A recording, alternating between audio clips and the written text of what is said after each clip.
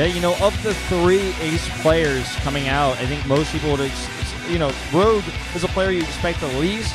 But as Moonblade said, there's no doubt he's got something prepared on this 2-player map where it's really hard to figure out where that hatchery is hidden, and I think that's going to kind of be the key here. Where is he putting his hatchery? If he's got something else planned, that could be the case too. He might have a double Roachwarren, burrow movement type play. Yeah, it could be some sort of timing to take a pot here, because here he certainly is, well, there you go. I'm sorry. I play Zerg. What can I say?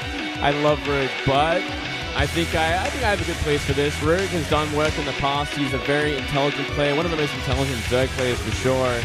He came out for a reason. I almost voted Rogue. I was on the fence. I started writing Rogue and I changed my mind, but this could go either way, guys. This is such an important one, I feel like, especially for CJ. Because of how their players work and the format, I think it really favors them if they win this first match today, going to where they are stronger in that ace match format tomorrow. It's going to be awesome to see this how this one does go down here in game number 7. It's Echoes this one. If you get a third base up for Protoss, it's not all that hard to defend. It's not like Coda where Hero could go down to some kind of weird double roach shenanigans, but not really sure what other options are left here for Rogue, but I think it's going to be very interesting. So guys, join us for game number 7 on Echo for Hero versus Rogue.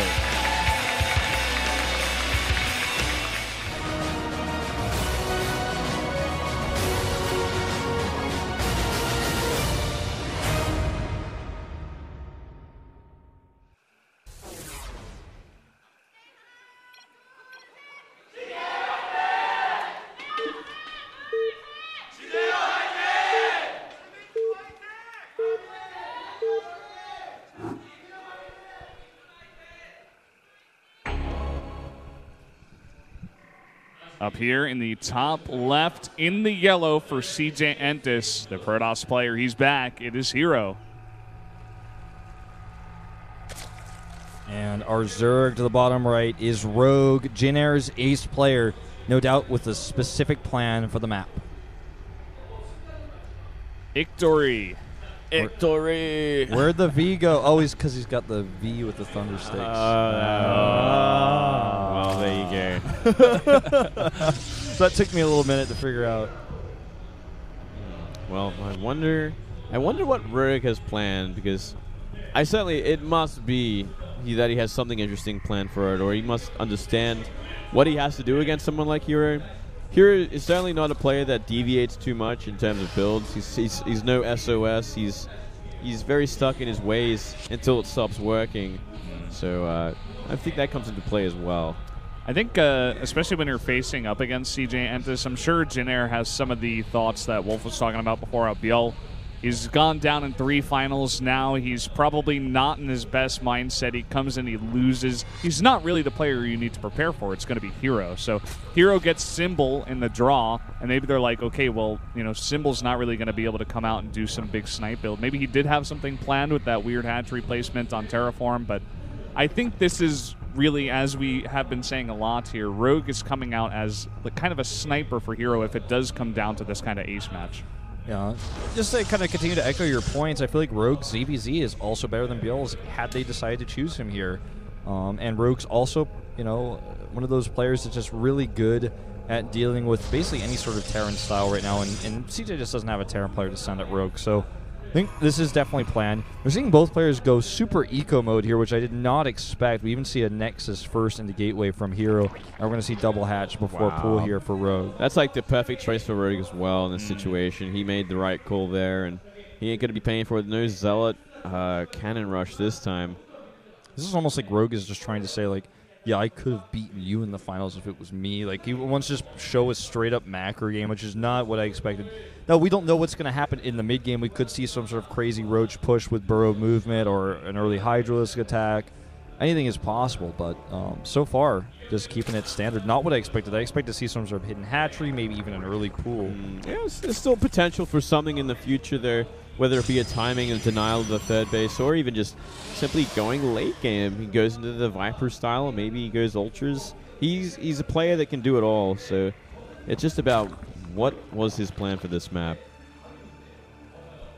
See the counterplay here versus the probe. He's actually basically doing the same thing the probe is doing, so he's Yeah. actually forced the probe now to mine the minerals, and now it can't harass anymore. Rogue was responding to that very well, in fact. You know, not losing his double stack there on the minerals, kind of a very small part of StarCraft that sometimes you don't get to see at the highest level. Well, that's why it's funny, because a lot of people really put a lot of effort into this harass, but I feel like for the defender it's even easier because you're at your base where you're making all your other structures while you're defending it. Anyway, he forces the probe off. He's getting a sentry early on, Hero is, and he's chronoing that out, so he's going to have that energy build up very early. It's kind of interesting. Something we used to see a lot in the past against very fast 3-base into pull out of Zerg was actually 4-gate pressure, at least some kind of pressure. You get some sentries out pretty early, get some force field energy, and then you go for a push.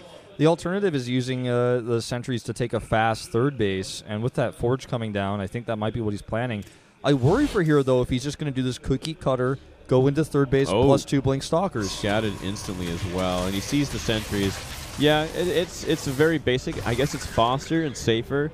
Oh, I wouldn't argue actually safer, but it's faster because you are just simply focusing on gateway. You're not investing in a Stargate and oracles to kind of harass and deny while you do take it. So it's going to go down this early. That's a 6-minute Nexus. That's about as fast as you're going to get it as a Protoss player. 11 drones coming up for Rogue as well, who hides the fact that he saw this because he only he saw with the Overlord, then turned it around instantly. So the Forge that was still building did not have vision of the Overlord. So Hero has no idea that his entire plan is known.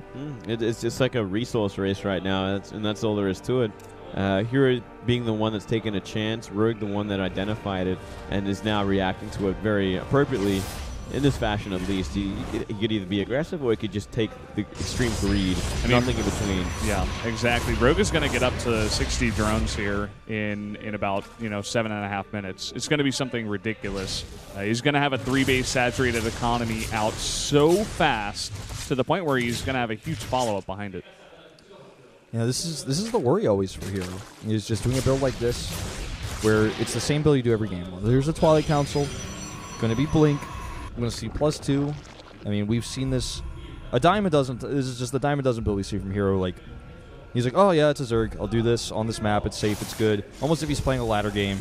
But Rogue definitely has a plan for this because this is the type of play we see out of Hero, like I said, almost every time. Yeah, he certainly put himself in a very powerful place. Droning this hard, getting all his gases up and running.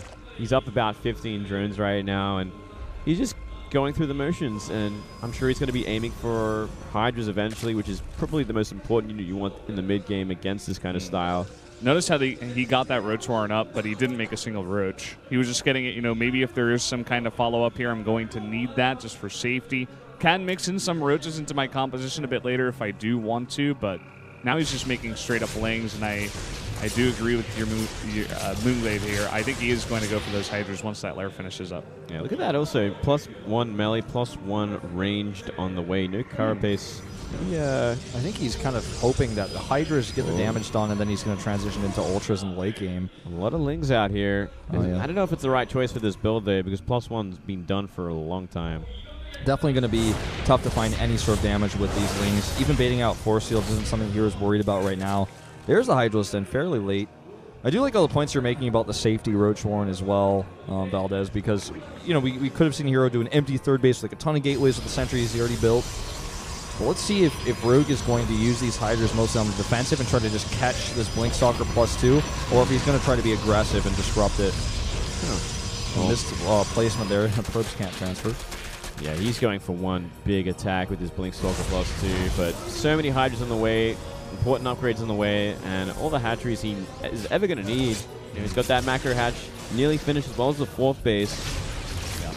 He's very prepared for what's going to be coming, but it's about, does he have the position, does he have the fight that's going to win him the fight and the game. He's ultra prepared, and also Echo is a map where you can easily get some defensive positions. It's part of the reason why Mech is so strong on this map as well. You can get some really fantastic concaves in between your 2nd and 3rd base. You can be up on the ramp at your 4th base because there's 2 ramps over there.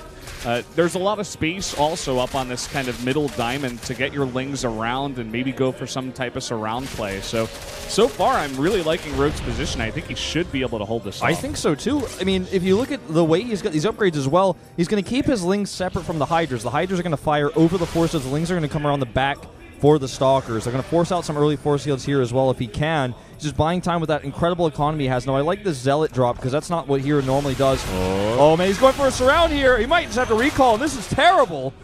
His entire attack, his entire strategy hinged on that push. Yeah, the War Prism there, going to buy some time at least. It's going to force the entire army back so he cannot go for a counterattack, cannot apply the pressure while the transition to Storm and Immortals begins. Zealot's in a decent position here. They will get traded out versus those Lings. He's got 84 drones currently. And this is as stereotypical Hero as it gets. So we're going to see Baneling speed drops.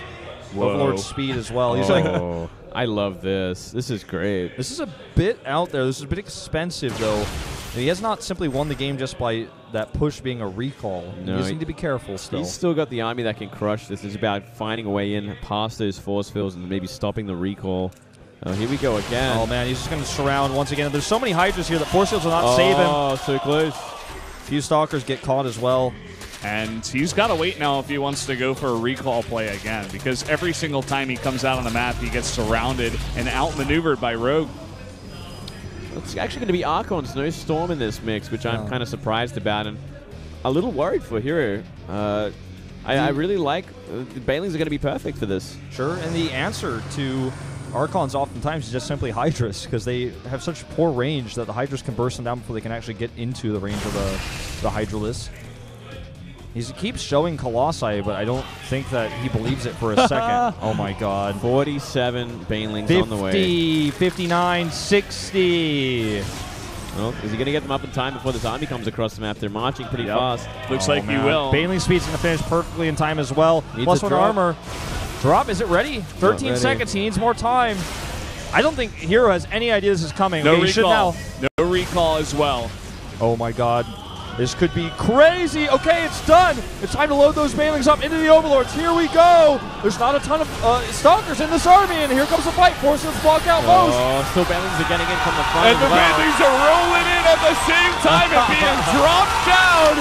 That's going to be the entire army of Hero going down almost immediately in a really crazy play on a road. As the Stalkers blink back, every Zealot and Sentry died instantly. The Hydra's doing damage over the force fields at the same time. We have never seen a Protoss Death Ball die so fast and so beautifully. Yeah, that was really perfectly executed, and it's not stopped now. Baneling drops, 15 probes go down, and here comes the second one. Hero has not seen it. There's the pull, but there's speed on these Banelings. Oh, man. Even if he escapes those probes. He just saves the Baneling. He's like, drop him, drop him. Oh, wow. Well, he's doing circles around here right now, but look at this, a counterattack with Zealots. He's desperately trying to remake an army. Yeah, and he's trying to get Storm. Well, I mean, to be honest, like, I'm going to be the one to say it. I feel like everyone's thinking it. Heroes PBZ is insanely predictable. You know, as soon as I saw that Forge coming up, I was like, all right, he's just going to do a Blink Stalker +2. We've seen him do it a million times. He almost does nothing else but this in this matchup. We saw him actually with some of his most versatility actually versus his teammate Bjell in the finals, possibly because they are teammates, but Rogue is just shutting him down at every turn. And we're going to see a fiery finish here to day one in just a second. An explosive one, if you will, Wolf. Sure. And, yeah, I definitely agree with you. I mean, that's part of the reason why Hero got figured out for about 3 weeks in PvT. It's because he used to do the same thing all the time. Just go for that Twilight, just sit back and be very passive, and then the Terran would just take a very early third command center and get just so far ahead. And we're seeing the same thing here. Biggest problem as well is he never went for Storm when it mattered. Storm would have been a perfect choice to at least deal with the ground army while he microed back against the Overlords. He does have it now, but at this point he's down 80 supply. He was never able to identify this either. I mean, even more Archons could have been helpful against Banelings. It takes like a million Banelings to kill an Archon. Oh, God. Here we go again. So many Banelings in this composition. Meanwhile, that's not going to do too much damage. He just wants the big Baneling drop. He's not even dropping them on purpose. He's like kind of trolling right now. He just wants to give us a show here. Oh, man, this is like day one of the beta. So many Banelings rolling in. The Storms are going to come down. The splits on the Banelings against Protoss, and here we go. Down goes everything, and that's going to be it. Hero's going to go down. Head in hands. And that is how you die, is mass Baneling drops in Game 7. Everything is down. Hero is crushed. He's destroyed. He's the StarLeague champion. GG. Rogue had a plan. You were right, Moonlight. It's never what I was going to expect to see. No, I was not expecting that style, but man, did that work perfectly. You should be happy with that one. Rogue's he's reaching a new level here, guys. I don't know what to say. He played 2 unbelievably fantastic games tonight, and he's really putting on a show for all of us as well. That was just amazing, amazing play. Whether that was what he had planned from the beginning or if that was a bag of tricks he's kind of had from the past sort of ideas of how to deal with this composition. Like, if Hero does this, I'll do this. Maybe he just wanted to play a macro game in general. He's like, this is one answer he will not expect. Hero was never able to figure out this was what was happening. And he just... The thing is, he just beat the best Zerg players in the world in the Grand Finals in this matchup and showed this different play. But when it came to Game 7, he just stuck with what he always does, his cookie cutter, his bread and butter, whatever you want to call it, his Blink build. That's why his icon in StarLeague is that Blink icon, because in this matchup and in the matchup PDT, which you guys were just talking about, it just does the same build almost every time, and it got countered this time by a really unique Baneling play. And this is also why Pro League is beautiful, especially for this kind of style and this kind of situation for the playoffs. You go to Game 7 and it's still a best of 1. It's not really that all-kill format either. You get to come down to this one last game to decide it all. It's not like Hero has 7 games to figure out his teammate who he has a ton of history with. It's Rogue to say, I have got you fully studied. I know exactly how to counter your early game, get so far ahead that I can use this strategy, and you're never going to expect it. And I'm glad you mentioned that, because that Overlord Scout that saw the Forge was actually like the game-winning move, because then he just droned to like 70 ASAP. It opened up the entire game, the entire early game to make drones and never worry about death. Unless, of course, there's a gateway all in behind that, but that was not going to be the case with Hero. Yeah, exactly. Well, here are our results. We had things bounce back and forth. Rogue wins the first game. Byung takes it tied up. Then SOS wins over Biel. Biel looking a bit shaky. Then Sora is able to upset versus Trap.